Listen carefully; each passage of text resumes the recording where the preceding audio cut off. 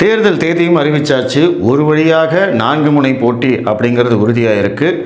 அதிமுக கூட்டணியும் திமுக கூட்டணியும் almost confirm ஆகிருக்கு. இன்னும் பெண்டிங் இருக்கிறது இந்த தொகுதி உடன்பாடு. எந்த கட்சிக்கு எவ்வளவு தொகுதிகள், எந்த தொகுதியில் யார் நிற்க போகிறா அப்படிங்கிற அந்த டீட்டெயில்ஸ் மட்டும்தான் பெண்டிங்கில் இருக்குது. பாஜகவை பொறுத்த வரைக்கும் எல்லோருக்கும் இருக்கும் ஒரு முக்கியமான கேள்வி என்னன்னா, இந்த சட்டமன்ற தேர்தலில் அண்ணாமலை அவர்கள் போட்டியிடுவாரா, அண்ணாமலைக்கு சீட்டு கொடுப்பாங்களா, அப்படியே சீட்டு கொடுத்தாலும் அதிமுக அவரை ஜெயிக்க வைக்குமா, இந்த மாதிரி கேள்விகள் தொடர்ச்சியாக நம்மளுக்கு இருக்குது.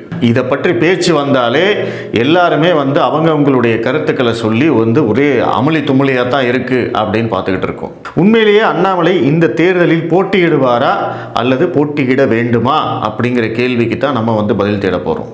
அவர் தேர்தலில் போட்டியிடணுமா இல்லை வேண்டியது இல்லையா அப்படிங்கிற கேள்விக்கு நான் எப்படி பதில் தேடுறேன் அப்படின்னா, எலெக்ஷன் முடிஞ்சதுக்கு அப்புறமா என்ன நடக்கும் அப்படிங்கறத வச்சு நான் பதில் தேடுறேன்.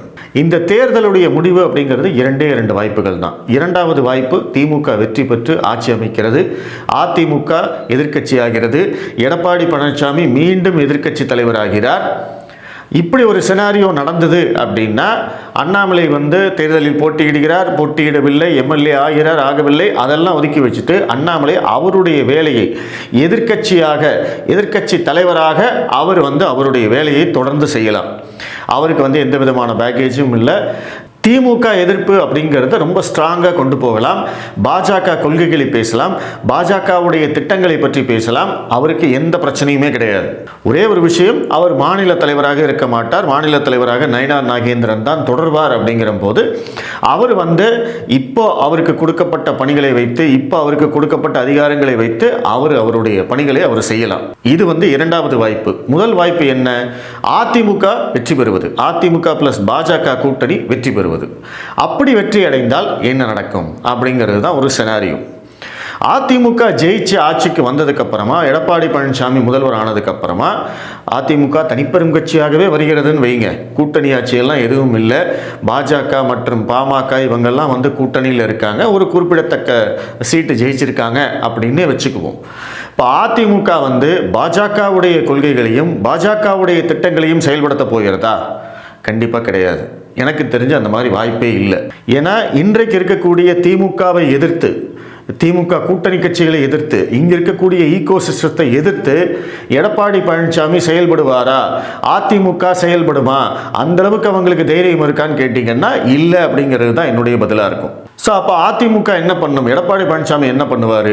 அதே இந்தி எதிர்ப்பு, அதே தேசிய கல்விக் கொள்கை எதிர்ப்பு, அதே திட்டங்களுக்கான எதிர்ப்பு, பாஜக எதிர்ப்பு, கவர்னர் எதிர்ப்பு, இதே அரசியலைத்தான் அதிமுகவும் செய்யும். அவங்களுக்கும் வேற வழியே இல்லை. ஏன்னா அவங்க மாற்றி செஞ்சாங்க அப்படின்னா இங்கே ஒரு மிகப்பெரிய பிரச்சாரம் அதிமுகவுக்கு எதிராக முன்னெடுக்கப்படும். அவர் தமிழ்நாட்டை அடிமையாக்கி விட்டார், தமிழர்களை அடிமையாக்கி விட்டார், அவங்க அடிமையானது மட்டும் பத்தாதுன்னு ஒட்டுமொத்த தமிழ்நாட்டையும் பாஜகவின் காலடியில் வைத்து விட்டார்னு அப்படின்னு தொடர்ச்சியாக பிரச்சாரம் பண்ணுவாங்க. ஸோ அந்த பிரச்சாரத்துக்கு பயந்து எடப்பாடி பழனிசாமி திமுகவுடைய அந்த முடிவுகளுக்கு எதிராக எதையுமே செய்ய மாட்டார் அப்படிங்கிறது தான் என்னுடைய கணிப்பு. இது என்னுடைய தனிப்பட்ட கணிப்பு. ஏன்னா இங்கே நடக்கிற விஷயங்களை எல்லாம் சேர்த்து வச்சு பார்த்தோம் அப்படின்னா இதை நீங்களே ஒத்துக்குவீங்க. அப்படி இருக்கிற போது அதிமுக ஆட்சியில் இருந்தாலும் பாஜக அவங்களோட கூட்டணியில் இருந்தாலும் எப்படி நீங்கள் அரசியல் பண்ணுவீங்க? இது மிக முக்கியமான கேள்வி. திமுக ஆளுங்கட்சியாக இருந்தால் அவர்களை எதிர்த்து அரசியல் செய்யலாம், பாஜகவின் கொள்கைகள் திட்டங்கள் எல்லாத்தையும் பேசலாம், ஓகே. அதிமுக ஆளுங்கட்சியாக இருக்கு, அவங்களோட பாஜக கூட்டணியில் இருக்கு. ஆனால் திமுக என்னவெல்லாம் எதிர்க்கிறதோ அதையே அதிமுகவும் எதிர்த்தால் பாஜக எப்படி அரசியல் செய்யும்? அந்த இடத்துல அண்ணாமலைக்கு என்ன வேலை அப்படிங்கிறது தான் என்னுடைய கேள்வி. இப்போ எல்லாரும் கேட்கலாம், ஏங்க அதிமுக ஆட்சிக்கு வருது, ஆனாலும் அவர்கள் திமுகவை போலத்தான் செயல்படுவார்கள் என்றால் எதற்காக பாஜக அவங்களோட கூட்டணி வைக்கணும் அப்படின்னு ஒரு கேள்வி கண்டிப்பாக வரும், எல்லார் மனசுலையும் வரும். ஏன்னா நான் அந்த மாதிரி தான் சொல்லியிருக்கேன். அதிமுக திமுகவுடைய முடிவுகளைத்தான் பின்பற்றும், அவர்களை எதிர்த்து அதிமுகவால் மிகப்பெரிய அளவில் அரசியல் செய்ய முடியாது. ஏன்னா இங்கே இருக்கிற ஈகோ சிஸ்டத்துக்கு அதிமுகவும் எடப்பாடி பழனிசாமியும் பயப்படுகிறார்கள் அப்படிங்கிறத நான் சொல்கிறேன். அப்படி இருக்கிற போது எதுக்குங்க பாஜக போய் அங்கே கூட்டணி வைக்கணும் அப்படின்னு எல்லாரும் கேட்பாங்க. அடுத்த கேள்வி அதுதான் வரும். இந்த அதிமுகவோட கூட்டணி என்பது மிக முக்கியமான அஜெண்டா, திமுகவை ஆட்சிக்கு வரவிடாமல் தடுப்பது. திமுகவை ஆட்சிக்கு வரவிடாமல் தடுப்பதற்கு மிக முக்கியமான காரணம் அவர்களுடைய பிரிவினைவாத சிந்தனை, தேச விரோத கருத்துக்கள். அவர்கள் திரும்ப திரும்ப இங்கே ஒரு பிரிவினைவாத சிந்தனையை மக்கள் மத்தியில் விதைப்பதற்கு மிக தீவிரமாக முயற்சி செய்கிறார்கள். 2017 இப்போ வரைக்கும் அந்த பிளவுவாத சிந்தனை, பிரிவினைவாத சிந்தனையை மக்கள் மத்தியில் தொடர்ச்சியாக விதைச்சிக்கிட்டே இருக்காங்க. அதனுடைய வெளிப்பாடு தான் இந்தி எதிர்ப்பு, வடமாநில எதிர்ப்பு, வட மாநிலங்களுக்கு அதிக நிதி, தமிழ்நாட்டை வஞ்சிக்கிறது, இப்படிங்கிறதெல்லாமே எதற்காக? அந்த பிரிவினைவாதத்துக்கான அடிப்படை விதைகள். இதுதான் ஆரம்பமாக இருக்கும். ஸோ அப்போ அதை தடுத்து நிறுத்த வேண்டும் என்பதற்காகத்தான் மிக முக்கியமாக அதிமுகவோட நம்ம கூட்டணி வைக்கிறோம். அதிமுக ஆட்சிக்கு வந்தாலுமே அவர்கள் பாஜகவுடைய கொள்கைகளை எதிர்த்தாலுமே கண்டிப்பாக அவர்கள் தேச விரோதமான சிந்தனையை அவர்கள் பரவ விட மாட்டார்கள். இந்த தேசத்திற்கு எதிராக அவர் எதையுமே செய்ய மாட்டார்கள். பிரிவினைவாதத்திற்கு ஆதரவாக அவர்கள் செயல்பட மாட்டார்கள். அப்படிங்கிறது தான் பாஜகவுடைய நம்பிக்கை, நம்மளுடைய நம்பிக்கையும் கூட. இதுவரைக்கும் அவங்க அந்த மாதிரிலாம் எதுவும் செஞ்சதே கிடையாது. கொள்கை ரீதியாக நம்மளுக்கு வித்தியாசங்கள் இருக்கலாம், ஆனால் திமுகவை போல இவங்க விஷம் கிடையாது. அதுதான் முக்கியம். ஸோ அதனால தான் திமுக மீண்டும் ஆட்சிக்கு வரக்கூடாது என்பதில் பாஜக உறுதியாக இருக்கிறது. மத்திய அரசாங்கம் உறுதியாக இருக்கிறது. மோடி, அமித்ஷா உறுதியாக இருக்கிறார்கள். அதற்காகத்தான் பாஜக தன்னைத்தானே காம்ப்ரமைஸ் செய்து கொண்டு எவ்வளவோ விட்டு கொடுத்து அவங்க அதிமுகவோட கூட்டணி போகிறாங்க. இதை நிறைய பேர் புரிஞ்சுக்கிறது இல்லை. இந்த பாயிண்ட்டை நீங்கள் புரிஞ்சுக்கிட்டீங்க அப்படின்னா நீங்கள் பாஜகவை கேள்வியே கேட்காம ஆதரிப்பீங்க. அதுதான் உண்மை. அதிமுக ஆட்சிக்கு வந்ததுக்கு பிறகு இன்னைக்கு இருக்கக்கூடிய அவங்களுடைய கூட்டணி கட்சிகளுடைய வேலை என்னவா இருக்கும்? எப்படி திமுகவுடைய கூட்டணி கட்சிகள் திமுகவை டிஃபெண்ட் பண்ணுறாங்களோ, திமுக செய்வது சரி அப்படின்னு சொல்கிறாங்களோ, அதையே தான் அதிமுகவுடைய கூட்டணியில் இருந்து கொண்டு பாமகவும் பாஜகவும் செய்ய வேண்டியது இருக்கும். டிடிவி தினகரனும் செய்ய வேண்டியது இருக்கும். அப்போ அந்த இடத்துல அண்ணாமலைக்கு என்ன வேலை? அண்ணாமலை எடப்பாடி பழனிசாமி அவர்கள் செய்வது சரி, அதிமுக செய்வது சரி, இதில் எந்த தவறும் நடக்கவில்லை அப்படின்னு அதிமுகவுக்கு முட்டு கொடுக்குற வேலையை பார்ப்பாருன்னு நீங்கள் நினைக்கிறீங்களா?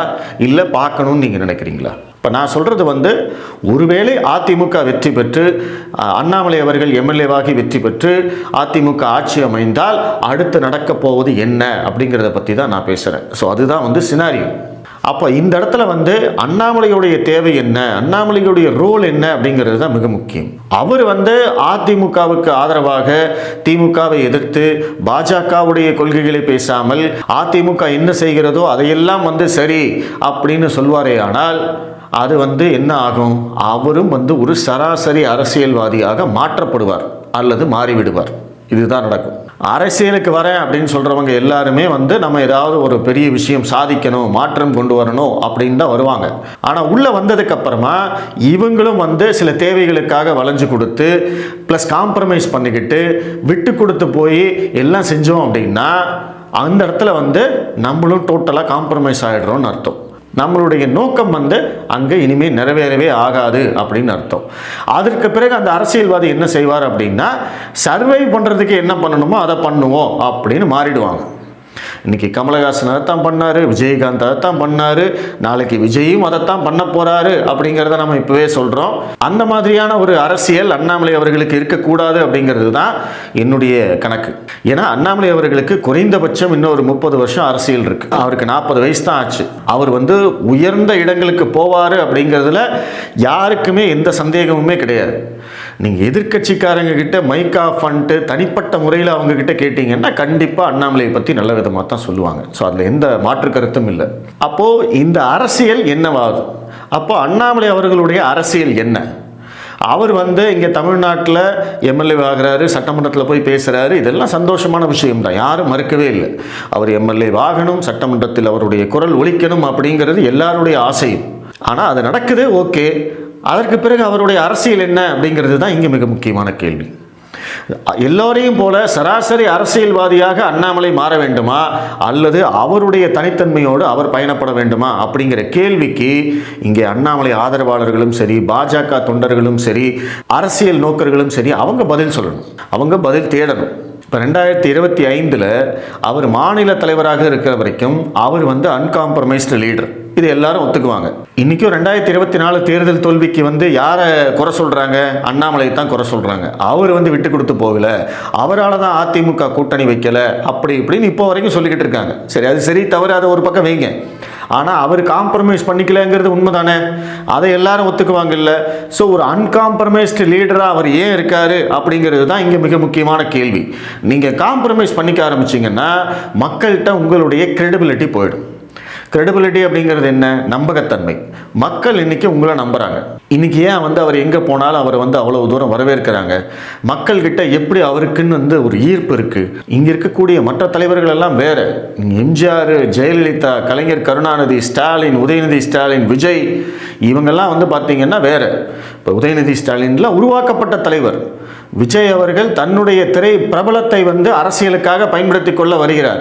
அதனால் அவருக்கு அவ்வளவு கூட்டம் கூடுறது அப்படிங்கிறது ஒரு பெரிய விஷயமே கிடையாது. ஆனால் 5 வருஷத்துக்கு முன்னாடி அண்ணாமலை என்றால் யாரென்றே தெரியாத ஒரு தமிழ்நாடு இன்னைக்கு அண்ணாமலையை தெரியாதவர்களே கிடையாது அப்படிங்கிற ஒரு நிலைமைக்கு வந்திருக்கு. அப்படின்னா அப்போ அவர்கிட்ட ஒரு ஸ்பெஷாலிட்டி இருக்கு, அவர்கிட்ட நேர்மை இருக்கு, அவர்கிட்ட உழைப்பு இருக்கு, அவர்கிட்ட கல்வி, அறிவு எல்லாமே இருக்கு அப்படிங்கிறது நம்ம எல்லாருக்குமே தெரியும். ஆனால் அதையெல்லாம் எப்படி பயன்படுத்த போகிறோம் அப்படிங்கிறது தான் இங்கே கேள்வி.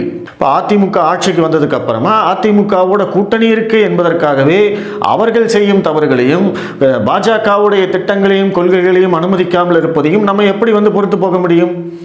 அப்போ அதற்கு என்ன வழி? அந்த இடத்துல அண்ணாமலை அவர்கள் காம்ப்ரமைஸ் பண்ணிக்கிட்டாரு அப்படின்னா அப்போ அவருடைய அரசியல் எதிர்காலம் என்ன அப்படிங்கிறது தான் இங்கே என்னுடைய மிக முக்கியமான கேள்வி. இப்போ நீங்கள் உதாரணத்துக்கு இப்போ கரூருக்கு அவர் அண்ணாமலை அவர்கள் போனார். கரூருடைய அதிமுக அலுவலகத்துக்கு சென்று அங்கே இருந்தவங்களோட பேசி கூட்டத்தில் பேசிட்டு அதுக்கப்புறம் ஒரு ப்ரெஸ் மீட் கொடுக்குறாரு. அந்த ப்ரெஸ் மீட்டில் பார்த்தீங்கன்னா அதிமுகவுடைய முன்னாள் அமைச்சர் எம்ஆர் விஜயபாஸ்கர் அவர் பக்கத்தில் உட்கார்ந்துட்டு இருந்தார். இப்போ அந்த ஃபோட்டோவை எடுத்து போட்டு எதிர்க்கட்சிகள் எல்லாம் கேள்வி கேட்டாங்க.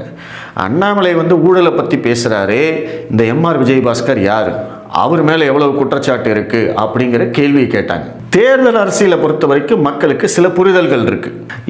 இவங்களோட கூட்டணி வைக்கிறாங்க, இந்த கட்சியோட கூட்டணி வச்சுக்கிறாங்க, இது ரெண்டும் வேறு வேறு கொள்கையாக இருக்கே அப்படின்லாம் மக்கள் பார்க்க மாட்டாங்க. தேர்தலுக்காக சில கூட்டணிகளை மக்கள் ஏற்றுக்கொள்வார்கள், நான் இப்பவும் சொல்கிறேன். ஆனால் அதுவே நீங்கள் தேர்தலெலாம் முடிஞ்சதுக்கப்புறமா நீங்கள் அதை தொடர்ந்தீர்கள் என்றால் அப்போ மக்களுடைய பார்வை வேறு மாதிரி இருக்கும். அதைத்தான் அந்த டிஃபரன்ஸை தான் நான் சொல்ல வரேன். இன்னைக்கு எம்ஆர் விஜயபாஸ்கரோட, எஸ்பி வேலுமணியோட, எடப்பாடி பழனிசாமியோட அண்ணாமலை நிற்கிறது யாரும் பெருசாக பார்க்க மாட்டாங்க, யாரும் பெரிய இதாக பார்க்க மாட்டாங்க. ஏன்னா இங்கே தேர்தலுக்கான கூட்டணி அப்படிங்கிறது மக்களுக்கு புரியும். எதிர்க்கட்சிகள் விமர்சனம் செய்கிறது வேற, மக்கள் பார்க்குற பார்வை வேற. ஆனால் அதுவே நீங்கள் தேர்தல் முடிஞ்சதுக்கு அப்புறமா எம்ஆர் விஜயபாஸ்கரையும், எஸ்பி வேலுமணியும், எடப்பாடி பழனிசாமியும் பக்கத்தில் வச்சுக்கிட்டு நீங்கள் எப்படி திமுகவுடைய ஊழலை பற்றி பேசுவீங்க? மக்கள் கேள்வி கேட்பாங்க, எதிர்க்கட்சிகள் கேள்வி கேட்பாங்க. இவருக்கு ஊழலை பற்றி பேசுவதற்கு என்ன தகுதி இருக்குது, இவர் பக்கத்தில் நிற்கிறவங்கெல்லாம் ஊழல் பண்ணாதவங்களா அப்படின்னு கேள்வி கேட்குற போது என்ன ஆகும்? நீங்கள் காம்ப்ரமைஸ் பண்ணிக்க வேண்டி வரும், நீங்கள் விட்டு கொடுக்க வேண்டி வரும், நீங்கள் நழுவ வேண்டி வரும், உங்களுடைய நம்பகத்தன்மை கேள்விக்குறியாகும்.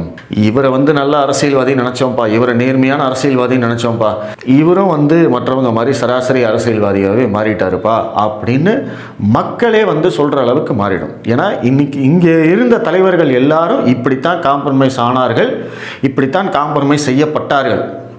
நான் அதுவும் சொல்கிறேன், இது அண்ணாமலை மட்டும் காம்ப்ரமைஸ் ஆகிறாருன்னு கிடையாது. அவரை காம்ப்ரமைஸ் செய்வதற்கு, அவரை ஒரு சராசரி அரசியல்வாதியாக மாற்றுவதற்கு இங்கே ஒரு மிகப்பெரிய கூட்டம் காத்துக்கிட்டு இருக்கு. இப்போ அதனுடைய வெளிப்பாடு தான் அவர் நிலம் வாங்கிட்டாரு, அவர் கம்பெனி ஆரம்பிச்சிட்டாரு, அவர் அங்கே இவ்வளோ 1000 கோடி சொத்து சேர்த்துட்டாரு, இங்கே இவ்வளோ 1000 கோடி சொத்து சேர்த்துட்டாருன்னு அவங்க எதற்காக பிரச்சாரம் செய்கிறார்கள்?